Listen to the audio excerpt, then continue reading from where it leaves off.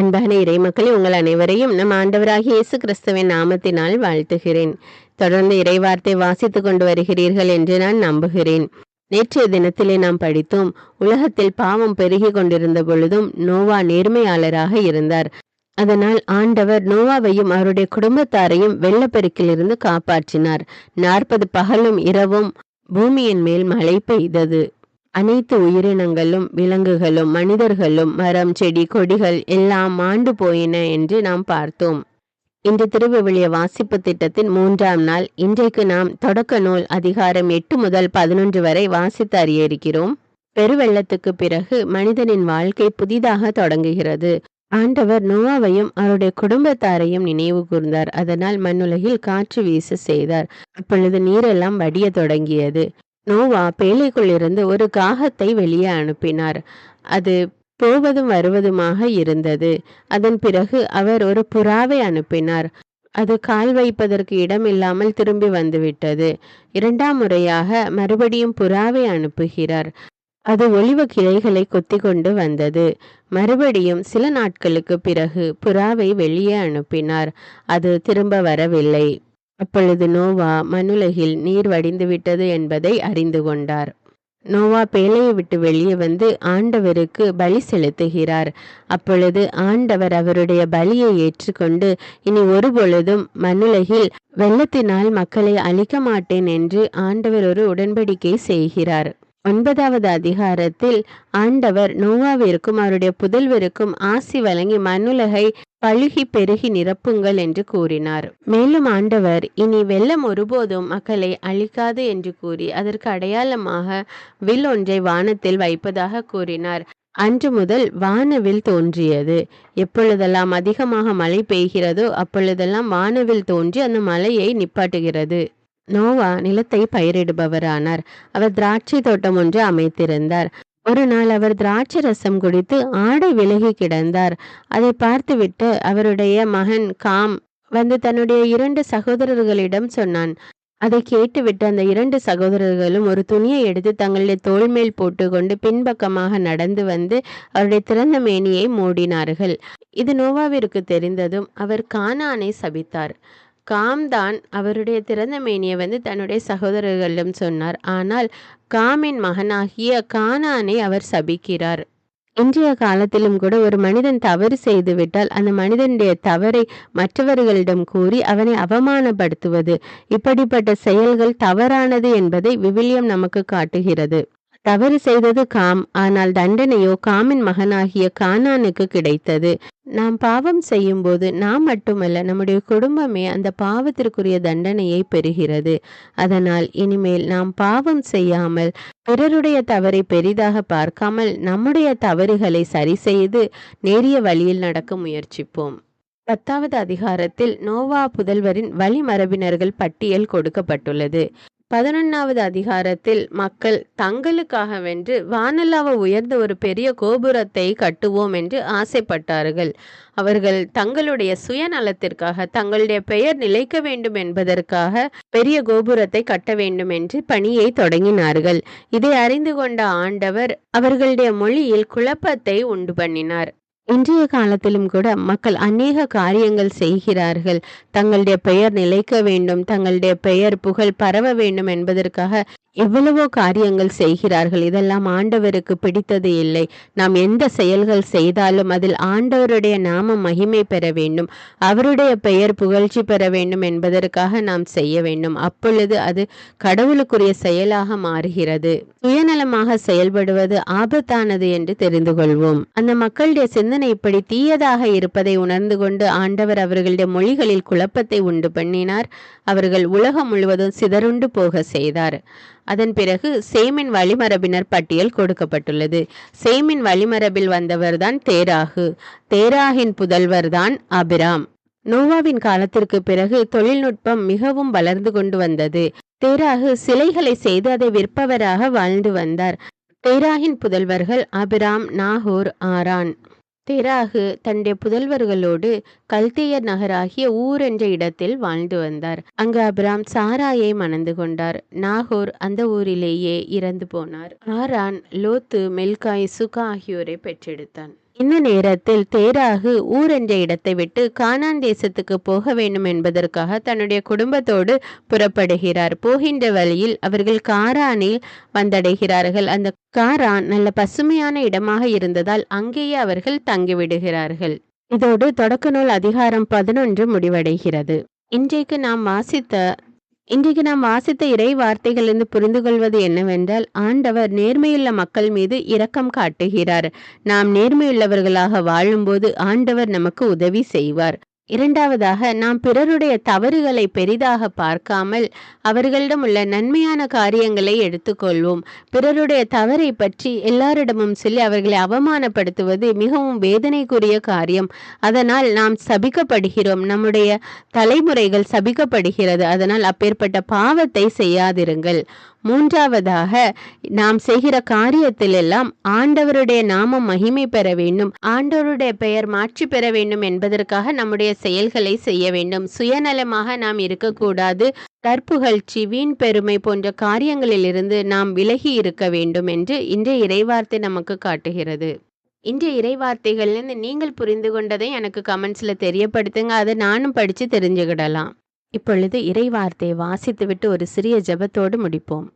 தொடக்க நூல் அதிகாரம் 8. வெள்ளப்பெருக்கின் முடிவு.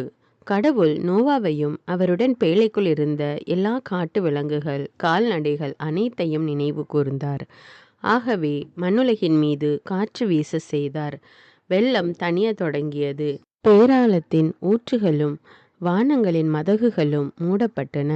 வானத்திலிருந்து மழை பெய்வது நின்றது. மண்ணுலகில் வெள்ளம் வற்றி குறைந்து கொண்டே வந்து 150ஆம் நாள் முடிவில் வெள்ளம் வடிந்தது. 7ஆம் மாதத்தில் 17ஆம் நாளன்று அரராத்து மலைத்தொடர் மேல் பேழை தங்கியது. 10ஆம் மாதம் வரை வெள்ளம் குறைந்து கொண்டே வந்தது. 10ஆம் மாதத்தின் முதல் நாளில் மலை உச்சிகள் தெரிந்தன. 40 நாள்கள் முடிந்த பின் பேழையில் தாம் அமைத்திருந்த சாளரத்தை நோவா திறந்து காகம் ஒன்றை வெளியே அனுப்பினார். அது மண்ணுலகில் வெள்ளம் வற்றும் வரை போவதும் வருவதுமாக இருந்தது. பின்னர் நிலப்பரப்பில் இருந்து வெள்ளம் வடிந்து விட்டதா என்று பார்க்க புறா ஒன்றை தம்மிடமிருந்து வெளியே அனுப்பினார். ஆனால் அதற்கு கால் வைத்து தங்குவதற்கு இடம் தென்படாததால் அது அவரிடமே பேழைக்கு திரும்பி வந்தது. ஏனெனில் நிலப்பரப்பு முழுவதிலும் இன்னும் வெள்ளம் நின்றது. ஆகவே அவர் தம் கையை நீட்டி அதை பிடித்து தம்மிடம் பேழைக்குள் சேர்த்து கொண்டார். அவர் இன்னும் 7 நாள்கள் காத்திருந்து மீண்டும் புறாவை பேழையிலிருந்து வெளியே அனுப்பினார். மாலையில் அது அவரிடம் திரும்பி வந்தபொழுது அதன் அலகில் அது கொத்தி கொண்டு வந்த ஒலிவ இலை இருந்தது. அப்பொழுது நோவா மண்ணுலகில் வெள்ளம் வற்றிவிட்டது என்று தெரிந்து கொண்டார். இன்னும் 7 நாள்கள் காத்திருந்த பின் புறாவை வெளியே அனுப்பினார். அது அவரிடம் மறுபடி திரும்பி வரவில்லை. அவருக்கு 609 வயதான ஆண்டின் முதல் மாதத்தில் முதல் நாளில் மண்ணுலக பரப்பில் இருந்த வெள்ளம் வற்றியது. அப்பொழுது நோவா பேழையின் மேற்கூரையை திறந்து பார்த்தார். இதோ நிலமெல்லாம் உலர்ந்திருந்தது. 2ஆம் மாதத்தின் 27ஆம் நாளில் மண்ணுலகில் நீர் வற்றி இருந்தது. அப்பொழுது கடவுள் நோவாவிடம் கூறியது, நீயும் உன்னுடன் உன் மனைவியும் உன் புதல்வரும் உன் புதல்வரின் மனைவியரும் பேழையிலிருந்து வெளியே வாருங்கள். உன்னுடன் உயிரோடு இருக்கும் பறவைகள், விலங்குகள், நிலத்தில் ஊர்வன ஆகிய உயிரினங்கள் எல்லாவற்றையும் உன்னுடன் வெளியே கொண்டு வா. மண்ணுலகில் அவை பன்மடங்காகட்டும். பூவுலகில் அவை பழுகி பெருகி பலன் தரட்டும். ஆகவே நோவாவும் அவர் புதல்வரும் அவர் மனைவியும் அவர் புதல்வரின் மனைவியரும் அவருடன் வெளியே வந்தனர். விலங்குகள், ஊர்வன, பறவைகள், மண்ணுலகில் நடமாடும் அனைத்தும் வகை வகையாய் பேழையிலிருந்து வெளியே வந்தன. நோவா பலி செலுத்துதல்.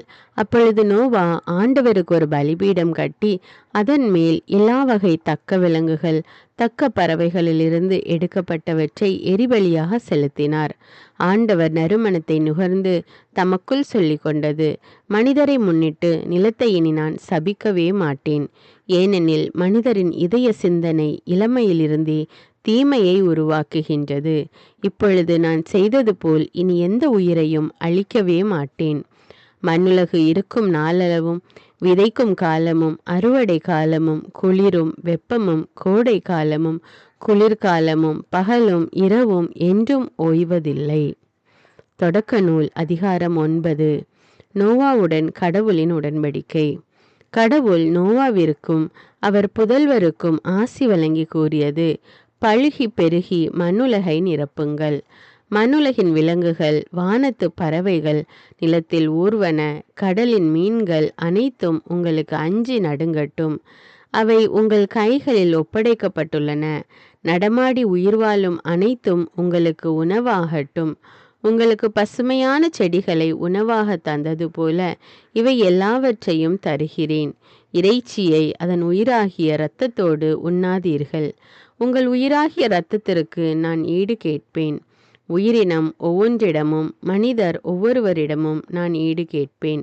மனிதரின் உயிருக்காக அவரவர் சகோதரரிடம் உயிரை நான் ஈடாக கேட்பேன்.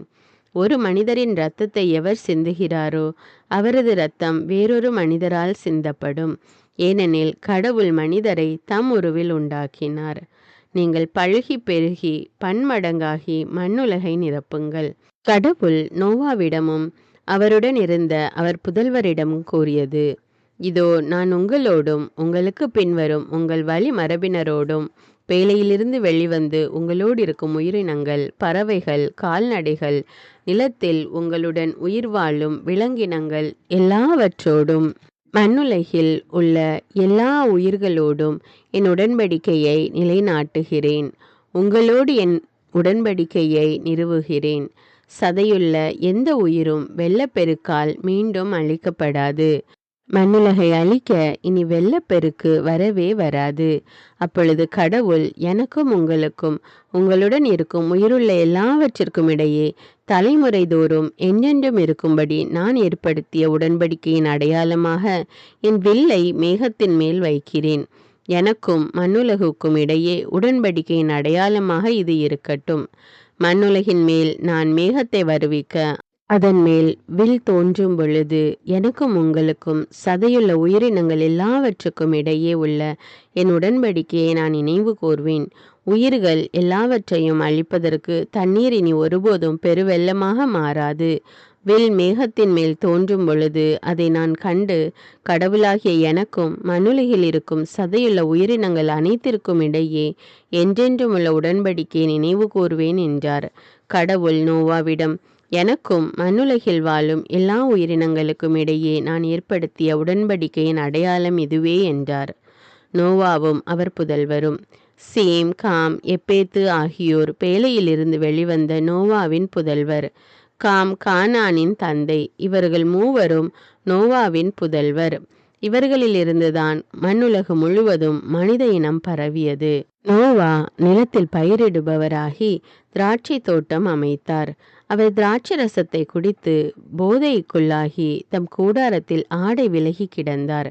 கானானின் தந்தையாகிய காம் தன் தந்தை திறந்தமேனியாய் கிடப்பதைக் கண்டு வெளியே இருந்த தன் இரு சகோதரரிடமும் அதை தெரிவித்தான். அப்பொழுது சேமும் எப்பேத்தும் ஒரு துணியை எடுத்து தங்கள் இருவரின் தோள் மேல் போட்டுக்கொண்டு பின்னோக்கி நடந்து தங்கள் தந்தையின் திறந்த மேனியை மூடினர். அவர்கள் முகம் எதிர்பக்கம் நோக்கி இருந்ததால் தங்கள் தந்தையின் திறந்த மேனியை அவர்கள் பார்க்கவில்லை. நோவாவிற்கு போதை தெளிந்ததும் தம் இளைய மகன் தமக்கு செய்ததை அறிந்தார். அப்பொழுது அவர், கானான் சபிக்கப்பட்டவன், தன் சகோதரருக்கு அவன் அடிமையிலும் அடிமையாக இருப்பான். சேமின் கடவுளாகிய ஆண்டவர் போற்றி, அவனுக்கு கானான் அடிமையாக இருப்பான். கடவுள் எப்பேத்து குடும்பத்தை பெருக செய்யட்டும். அவன் சேமின் கூடாரத்தில் வாழட்டும். அவனுக்கு கானான் அடிமையாக இருக்கட்டும் என்றார். வெள்ளப்பெருக்குக்கு பின்னர் நோவா 350 ஆண்டுகள் வாழ்ந்தார். இவ்வாறு நோவா 950 ஆண்டுகள் வாழ்ந்த பின் இறந்தார். தொடக்க நூல் அதிகாரம் 10. நோவா புதல்வரின் வழிமரபினர். நோவாவின் புதல்வர் சேம், காம், எப்பேத்து ஆகியோரின் வழிமரபினர் இவர்களே. வெள்ளப்பெருக்குக்கு பின் அவர்களுக்கு புதல்வர் பிறந்தனர். எப்பேத்தின் புதல்வர் கோமேர், மாகோகு, மாதாய், யாவான், தூபால், மெசேக்கு, தீராசு. கோமேரின் புதல்வர் அஸ்கனாசு, இரிபாத்து, தோகர்மா.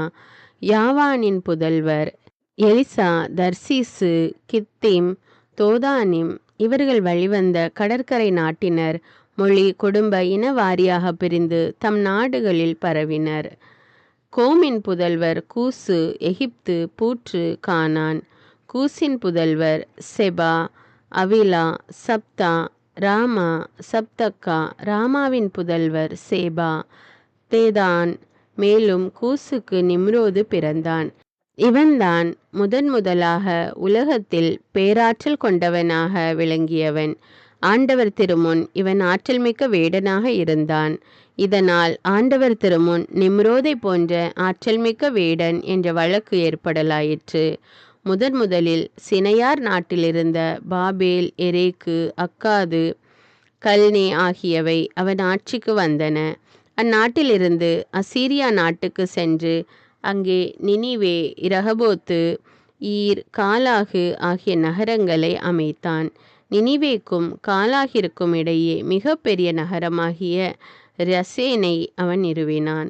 எகிப்தின் புதல்வர் லூதீம், அனாமிம், லகாபீம், நப்துஹிம், பத்ருசிம், பெலிஸ்தியரின் மூதாதையரான கஸ்லுஹிம், கப்தோரின். கானானின் தலைமகன் சீதோன். ஏனைய புதல்வர் ஏத்து, எபுசி, எமோரி, கிர்காசி, இவ்வி, அர்கி, சீனி, அர்வாது, செமாரி, அமாத்தி. இந்த கானானின் குடும்பங்கள் பின்னர் பிரிந்து பரவலாயின. கானானியர் நாட்டு எல்லை சீதோனிலிருந்து தெற்கு கேரார் செல்லும் திசையில் காசா வரையும், கிழக்கில் சோதோம், கொமோரா, அத்மா, செபோயிம் செல்லும் திசையில் லாசா வரையும் பரவியிருந்தது. இவை காம் புதல்வரின் குடும்ப, மொழி, நாடு, இனவாரியான பிரிவுகள். எப்பேத்தின் மூத்த சகோதரன் சேமுக்கு புதல்வர் பிறந்தனர். சேம் எபேரியரின் முதுபெரும் தந்தை. சேமின் ஏனைய புதல்வர் ஏலாம், அசீரியா, அர்பகசாது, லூது, ஆராம். ஆராமின் புதல்வர் ஊசு, ஊல், கெத்தேர், மாசு. அர்பகசாதுக்கு சேலாகு பிறந்தான். சேலாகிற்கு ஏபேர் பிறந்தான். ஏபேருக்கு புதல்வர் இருவர் பிறந்தனர். ஒருவனின் பெயர் பெலேக்கு, ஏனெனில் அவன் காலத்தில்தான் உலக மக்கள் பிரிந்தனர். அவன் சகோதரனின் பெயர் யோக்தான். யோக்தானின் புதல்வர் அல்மோதாது, செலேபு, அத்சர்மாலேத்து, எராகு, அதோராம், ஊசால், திக்லா, ஓபால், அபிமாவேல், சேபா, ஓபீர், அவிலா, யோபாபு. அவர்கள் வாழ்ந்த நாடு மேசாவிலிருந்து கிழக்கே செப்பார் செல்லும் திசையில் இருந்த மலைநாடு வரை பரவி இருந்தது. இவை சேம் புதல்வரின் குடும்ப, மொழி, நாட்டு, இனவாரியான பிரிவுகள். இவை நோவா புதல்வரின் வழிவந்த குடும்பங்களின் இனவாரியான தலைமுறைகள். இவர்கள் வழிவந்த மக்களினங்களே வெள்ளப்பெருக்கிற்கு பின் உலகில் எல்லா நாடுகளிலும் பரவின. தொடக்க நூல் அதிகாரம் 11. பாபேல் கோபுரம். அப்பொழுது உலகம் முழுவதிலும் ஒரே மொழியும் ஒரே விதமான சொற்களும் இருந்தன. மக்கள் கிழக்கிலிருந்து புறப்பட்டு வந்து சினையார் நாட்டில் சமவெளி ஒன்றை கண்டு அங்கே குடியேறினர். அப்பொழுது அவர்கள் ஒருவரை ஒருவர் நோக்கி, வாருங்கள், நாம் செங்கற்களை அறுத்து அவற்றை நன்றாக சுடுவோம் என்றனர். அவர்கள் செங்கல்லை கல்லாகவும் கீலை காரையாகவும் பயன்படுத்தினர். பின்னர் அவர்கள், வாருங்கள், உலகம் முழுவதும் நாம் சிதறுண்டு போகாதபடி வானளாவிய கோபுரம் கொண்ட நகர் ஒன்றை நமக்காக கட்டி எழுப்பி நமது பெயரை நிலைநாட்டுவோம் என்றனர். மானிடர் கட்டி கொண்டிருந்த நகரையும் கோபுரத்தையும் காண்பதற்கு ஆண்டவர் கீழே இறங்கி வந்தார். அப்பொழுது ஆண்டவர், இதோ மக்கள் ஒன்றாக இருக்கின்றனர். அவர்கள் எல்லோரும் ஒரே மொழி பேசுகின்றனர். அவர்கள் செய்யவிருப்பதன் தொடக்கமே இது. அவர்கள் திட்டமிட்டு செய்யவிருப்பது எதையும் இனி தடுத்து நிறுத்த முடியாது. வாருங்கள், நாம் கீழே போய் அங்கே ஒருவர் மற்றவரின் பேச்சை புரிந்து கொள்ள முடியாதபடி அவர்கள் மொழியில் குழப்பத்தை உண்டாக்குவோம் என்றார். ஆண்டவர் அவர்களை அங்கிருந்து உலகம் முழுவதிலும் சிதறுண்டு போக செய்ததால் அவர்கள் நகரை தொடர்ந்து கட்டுவதை கைவிட்டனர். ஆகவே அது பாபேல் என்று வழங்கப்பட்டது. ஏனெனில் அங்கே ஆண்டவர் உலகெங்கும் வழங்கி வந்த மொழியில் குழப்பத்தை உண்டாக்கினார். அங்கிருந்து அவர்களை ஆண்டவர் உலகம் முழுவதிலும் சிதறுண்டு போக செய்தார். சேமின் வழிமரபினர். சேமின் தலைமுறைகள் இவையே. வெள்ளப்பெருக்கிற்கு 2 ஆண்டுகளுக்கு பின் சேம் 100 வயதாக இருந்த பொழுது அவனுக்கு அர்பகசாது பிறந்தான்.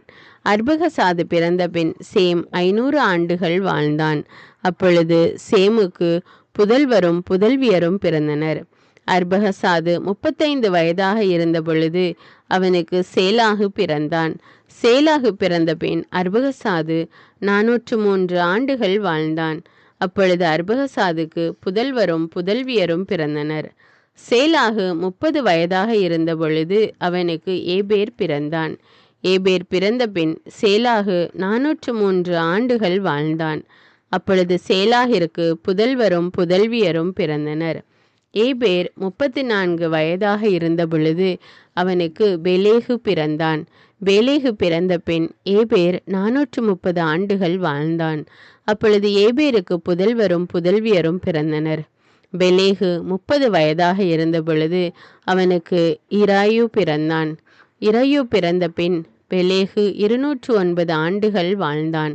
அப்பொழுது பெலேகிற்கு புதல்வரும் புதல்வியரும் பிறந்தனர். இராயு 32 வயதாக இருந்த பொழுது அவனுக்கு செருகு பிறந்தான். செருகு பிறந்த பின் இராயு 207 ஆண்டுகள் வாழ்ந்தான். அப்பொழுது இராயுவுக்கு புதல்வரும் புதல்வியரும் பிறந்தனர். செருகு 30 வயதாக இருந்த பொழுது அவனுக்கு நாகோர் பிறந்தான். நாகோர் பிறந்த பின் செருகு 200 ஆண்டுகள் வாழ்ந்தான். அப்பொழுது செருகுக்கு புதல்வரும் புதல்வியரும் பிறந்தனர். நாகோர் 29 வயதாக இருந்த பொழுது அவனுக்கு தேராகு பிறந்தான். தேராகு பிறந்த பின் நாகோர் 119 ஆண்டுகள் வாழ்ந்தான். அப்பொழுது நாகோருக்கு புதல்வரும் புதல்வியரும் பிறந்தனர். தேராகு 70 வயதாக இருந்த பொழுது அவனுக்கு ஆபிராம், நாகோர், ஆரான் ஆகியோர் பிறந்தனர். தேராகின் வழிமரபினர்.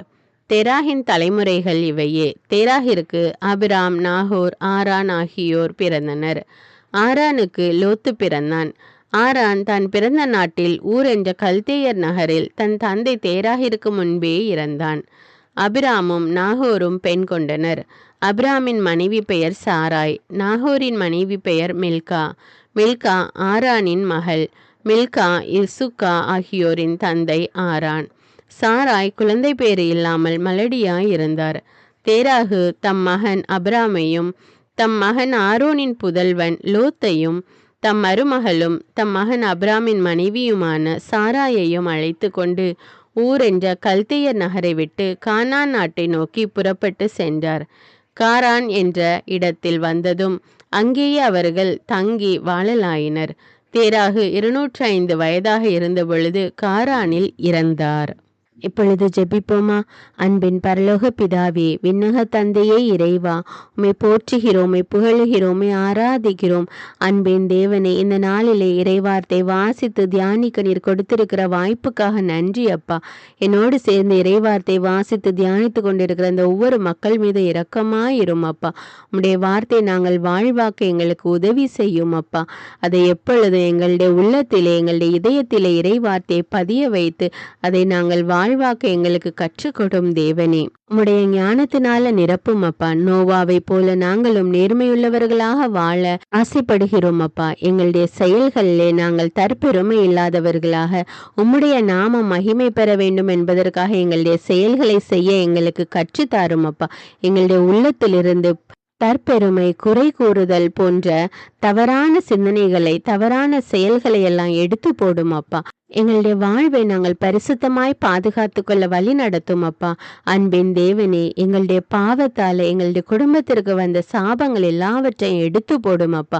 எல்லா சாபங்களையும் ஆசீர்வாதமாக மாற்றக்கூடிய வல்லமையுள்ள தேவன் நீர் ராஜா.